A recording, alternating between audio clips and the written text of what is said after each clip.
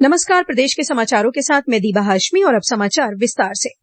मुख्यमंत्री योगी आदित्यनाथ ने आज गौतम बुद्ध नगर में 1718 करोड़ रुपए लागत की 124 विकास परियोजनाओं का लोकार्पण और शिलान्यास किया। इस अवसर पर अपने संबोधन में श्री योगी ने कहा कि केंद्र और राज्य की भाजपा नीति सरकार सभी वर्गों के कल्याण के लिए प्रतिबद्ध है। उन्होंने कहा कि सरकार की जनवादी और व्यवहारिक नीतियों से राज्य के सभी क्षेत्रों का सर्वांगीण विकास हो रहा है। श्री योगी ने कहा कि प्रधानमंत्री नरेंद्र मोदी के विजन और मिशन से देश को वैश्विक मंच पर नई पहचान मिली है। G20 देशों की अध्यक्षता और विश्व की तीसरी बड़ी अर्थव्यवस्था की ओर तेजी से बढ़ना इस बात का जीता जागता प्रमाण है। देश में इमरजेंसी का जिक्र करते हुए श्री योगी ने कहा कि 48 वर्ष पहले कांग्रेस ने देश में आपातकाल लगाकर लोकतंत्र को आघात पहुंचाया था। उन्होंने कहा कि उस समय लोकतंत्र सेनानियों ने एकजुट होकर तत्कालीन कांग्रेस सरकार की लोकतंत्र विरोधी साजिश को विफल कर दिया था। उन्होंने कहा कि जो विपक्षी दल आज कांग्रेस के साथ एकजुट हो रहे हैं, वे लोकतंत्र को नुकसान पहुंचाने की दिशा में आगे बढ़ रहे हैं। मुख्यमंत्री ने कहा कि पिछले 6 वर्षों के दौरान प्रदेश का परिदृश्य बदल गया है। गौतम बुद्ध नगर जिला भी विकास के मामले में अछूता नहीं रहा है और उसे नई पहचान हासिल हो रही है। यहाँ पर एशिया का सबसे बड़ा एयरपोर्ट जेवर में बन रहा है। 6 वर्ष पहले जेवर की क्या स्थिति थी और इस वर्ष के अंत में हम जेवर में फर्स्ट फेज का कार्य संपन्न कर चुके होंगे। यहाँ पे आज मेडिकल डिवाइस पार्क भी आ रहा है, आज यहाँ पे फिल्म सिटी भी आ रही है, आज यहाँ पर विभिन्न प्रकार की वे योजनाएं जिनके बारे में कभी कल्पना की जाती थी, आज वह सब कुछ यहाँ आ रहा है। लेकिन मैं धन्यवाद दूंगा जेवर एयरपोर्ट में जिन किसानों ने जमीन दी थी, सचमुच उनका अभिनंदन करता हूँ। मैंने यहीं पे आकर के उनसे उस समय संवाद किया था और मैंने अनुरोध किया था कि आपका समय निकल चुका है, लेकिन आने वाली पीढ़ी के भविष्य के बारे में सोचिए। हमें कैसा विकास चाहिए? जो लोग इस पूरे जनपद को, यहाँ के विकास को बैरियर बन करके माफियाओं के साथ मिल करके तो रुद्ध करते थे, हमें उनको आगे बढ़ने के लिए अवसर देना है या यहाँ का विकास करके आने वाली पीढ़ी के भविष्य को उज्जवल करना है।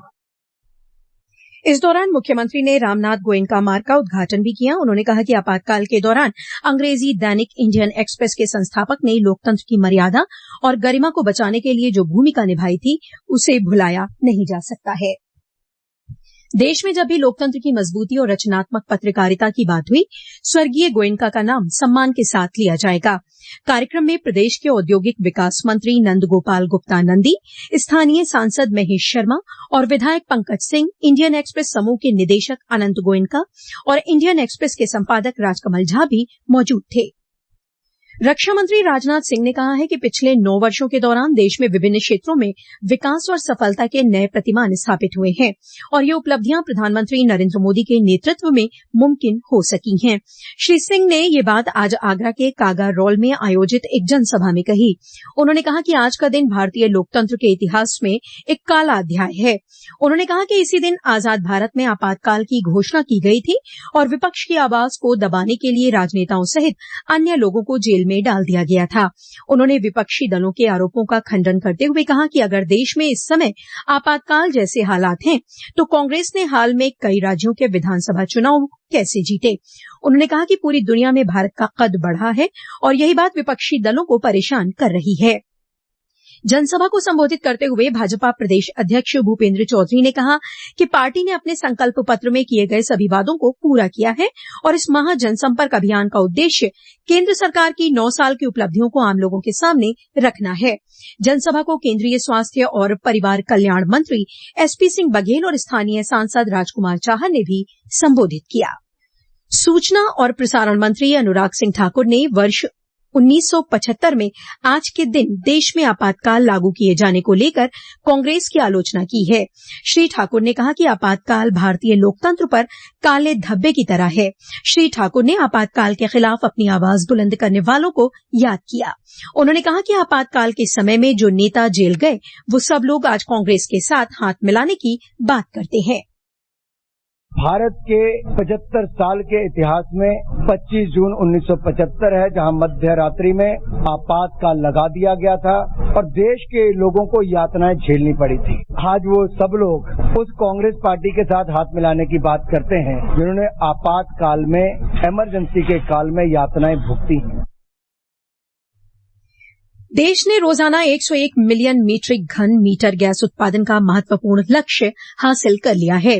केंद्रीय मंत्री हरदीप सिंह पुरी ने ट्वीट में कहा कि ये उपलब्धि ऊर्जा क्षेत्र के अथक प्रयासों और नीतिगत सुधारों का नतीजा है। उन्होंने कहा कि ये गैस आधारित अर्थव्यवस्था बनने की ओर एक महत्वपूर्ण कदम है। श्री पुरी ने बताया कि भारत को अपनी प्राकृतिक गैस की आवश्यकता का 50% हिस्सा आयात करना पड़ता है और देश में गैस उत्पादन बढ़ने से आयात पर निर्भरता कम होगी।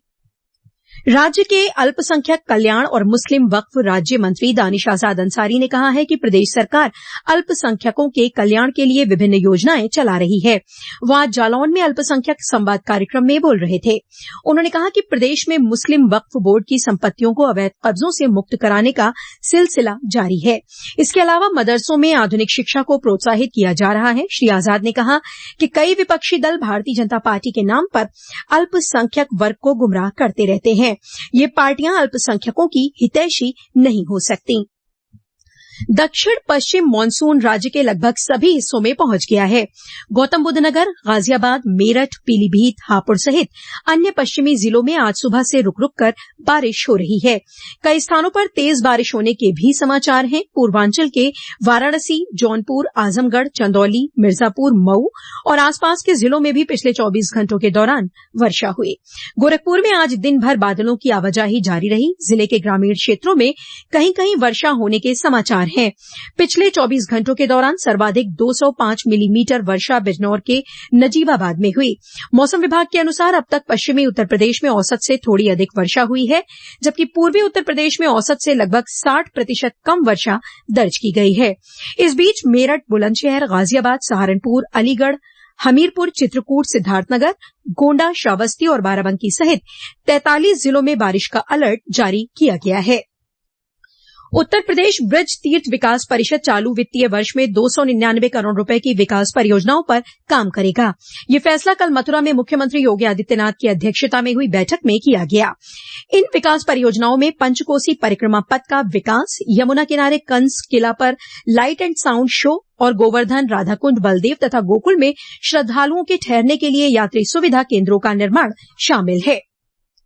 बेसिक शिक्षा परिषद ने भीषण गर्मी को देखते हुए प्रदेश के स्कूलों में ग्रीष्मकालीन अवकाश 2 जुलाई तक बढ़ा दिया है। पहले स्कूल 27 जून को खुलने थे, जो अब 3 जुलाई को खुलेंगे। कांग्रेस के वरिष्ठ नेता और पूर्व सांसद राजकरण सिंह का लंबी बीमारी के बाद आज सुल्तानपुर में निधन हो गया। 87 वर्षीय राजकरण सिंह 1984 में सुल्तानपुर संसदीय क्षेत्र से सांसद निर्वाचित हुए थे।